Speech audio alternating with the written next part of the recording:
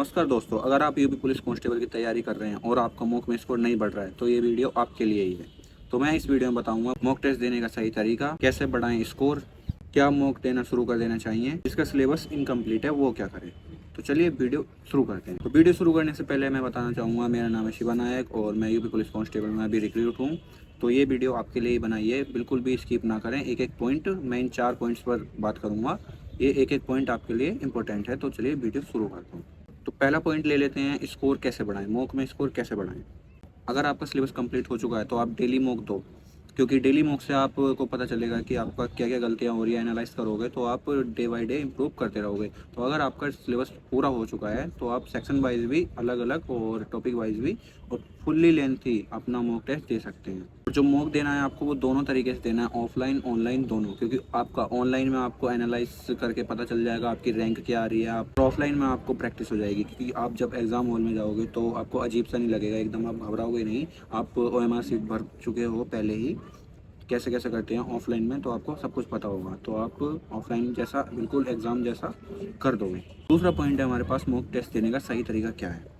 जब भी आप मॉक दो, या जब भी मैं मॉक देता था तो एकदम फ्री होके देता था, तो ऐसे ही आपको देना है, बिल्कुल फ्री होके। आप लाइब्रेरी जा सकते हो, अगर लाइब्रेरी अफोर्ड नहीं करते तो आप घर में किसी कोने पे किसी रूम में जो सुनसान हो उसमें जाकर अपना मॉक टेस्ट दे सकते हो।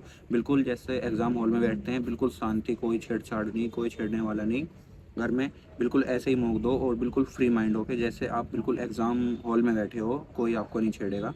बस बिल्कुल फ्री माइंड होकर आप मॉक दो। फिर अपना जब मॉक सबमिट कर दो, फिर उसमें मार्क्स देखें आप कितने हैं। अगर आपके ज़्यादा क्वेश्चन गलत हो रहे हैं तो उनको एक आप नोटबुक बनाइए, उसमें आप नोट करिए जो जो आपके क्वेश्चन गलत हुए, जिस जिस टॉपिक से, जिस जिस चैप्टर से, उस पर आप वर्क करिए, उसको आप टाइम दीजिए। तो आपके देखो इम्प्रूव कैसे होते हैं मार्क्स। अपना एनालाइज करिए अच्छे से, जो गलत हो रहा है उसे अलग लिखिए और जो सही हो रहा है, जो आप एकदम सही कर देते हो, उसको अलग। फिर देखो आप कैसे बूस्ट होता है आपका स्कोर एकदम से। और तीसरा पॉइंट है हमारे पास कि इस टाइम अब मॉक टेस्ट देना शुरू कर दें या फिर नहीं, क्योंकि आज से आपके 8 9 10 जून को एग्ज़ाम है। तो आपके 75 74 डेज़ बचे हैं अप्रॉक्स। तो आपको मॉक टेस्ट अब से शुरू कर देना चाहिए, देना है या नहीं। तो इसका आंसर है हाँ, क्योंकि जितना आपका सिलेबस कंप्लीट हुआ है आप उसका सेक्शन वाइज या फिर चैप्टर वाइज दे सकते हैं किसी भी प्लेटफॉर्म पे जाकर, या फिर टेक्स्ट बुक पे जाकर आप परचेज कर सकते हैं। वहाँ पे आप दे सकते हैं सेक्शन वाइज, उसमें बहुत अच्छा होता है। और प्रीवियस ईयर्स भी लगाते रहिए, क्योंकि उससे आपको पता चलेगा पेपर का लेवल कैसे आता था और इस बार भी कैसा आएगा। तो आपको इसमें भी सेक्शन वाइज देना चाहिए और अपना सिलेबस जो इनकम्प्लीट है उसे कंप्लीट करते रहना चाहिए, और साइड में जो कंप्लीट हो चुका है उसका आपको मॉक टेस्ट देना चाहिए। और चौथा और लास्ट आज का हमारा टॉपिक था कि जिसका इनकम्प्लीट अभी सिलेबस है वो क्या करें। तो मैं अभी ये तीसरे पॉइंट में बता चुका हूँ कि जो आपका जो कंप्लीट हो चुका है उस पर आप पहले उससे प्रैक्टिस करते रहिए, और जो इनकम्प्लीट है उस पर भी अलग से टाइम देते रहिए, क्योंकि आपको पूरा सिलेबस कंप्लीट तो करना ही है, तभी आप सिलेक्शन ले पाओगे। तो इसलिए जो हो चुका है उस पर प्रैक्टिस, और जो नहीं हुआ है उसे कंप्लीट करने में लग जाइए। तो यही सब मुझे आपको इस वीडियो में बताना था, 4 पॉइंट कि आप मॉक टेस्ट में स्कोर कैसे बढ़ाएं और अपना मॉक टेस्ट देने का सही तरीका, और जो इनकम्प्लीट है वो क्या करें। और इस टाइम अब जो आपके ज़्यादा टाइम नहीं बचा है एग्ज़ाम में, तो अभी मॉक टेस्ट देना शुरू कर देना चाहिए। भाई कर दो मॉक टेस्ट देना शुरू, क्योंकि अब ज़्यादा टाइम नहीं बचा है। तो यही बताना था मुझे इस वीडियो में।